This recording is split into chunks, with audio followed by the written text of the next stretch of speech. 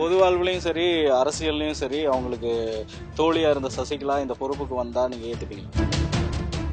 சசிகலா குடும்பத்தை தவிர வேற எந்த குடும்பம் வந்தாலும் நான் ஏத்துக்குவேன். யாரும் வர முடியாது சார். இனிமே வந்தாலும் எதுவும் உருப்படாது சார். எங்க அம்மா மாதிரி யாரு வந்தாலும் ஈடு இணையாவாது. அம்மாவோட வெற்றிடத்தை அந்த இடத்தை யாராலையும் நிரப்ப முடியாது. அடுத்து எந்த லீடர் வந்தாலும் நிரப்ப முடியாது.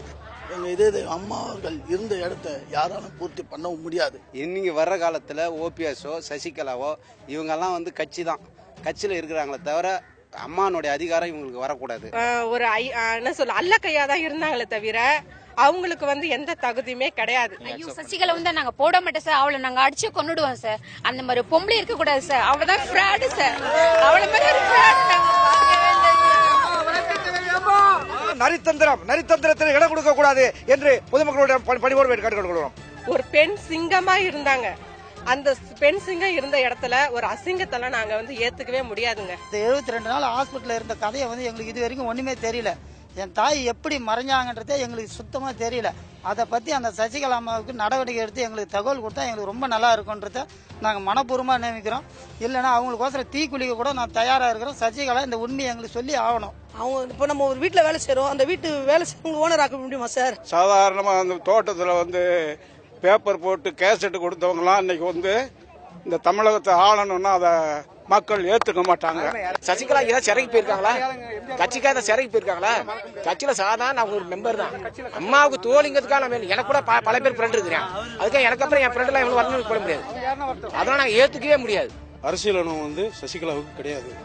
புரட்சித்தலைவர் அம்மா அவர்கள் பேரவை பண்ணும்போது அவங்கள அவாய்ட் பண்ணாங்க. அவர் வந்து உண்மையான உயிர் தோழி, அரசியலுக்கு அப்பாற்பட்டவங்க அப்படின்னு ஏற்கனவே அறிவிச்சிருக்காங்க. சசிகலா எதுக்கு நாங்க தயாரா இல்ல.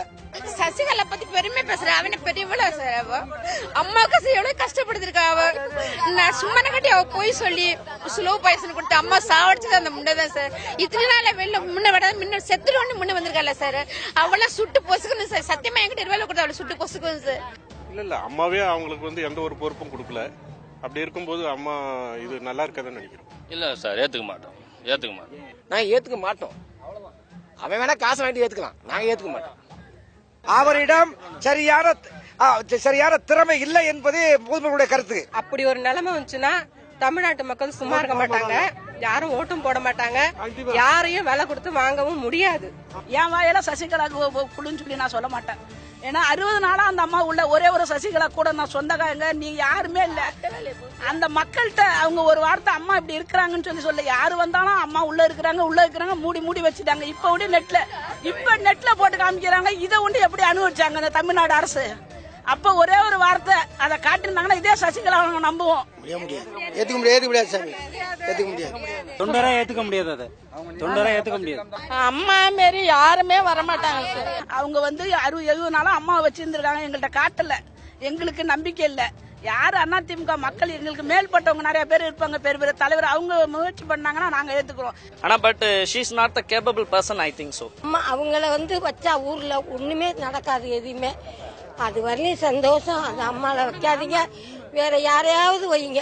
கண்டிப்பாக ஏத்துக்க மாட்டேன். ஒரே ஒரு % கூட ஏத்துக்க மாட்டோம்.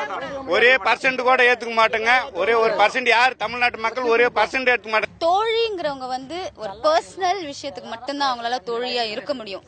இப்போ அம்மா வந்து நம்ம இடத்துக்கு வந்தாங்கன்னா அது வந்து எம்ஜிஆர் அவங்களோட இருந்த விஷயங்கள், அவங்களுடைய நிறைய காலம் இருந்தாங்க.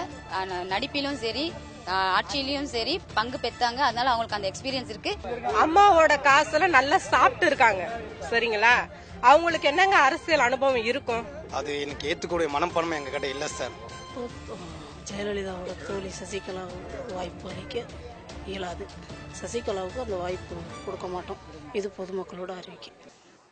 நீயும் அண்ணா யாரும்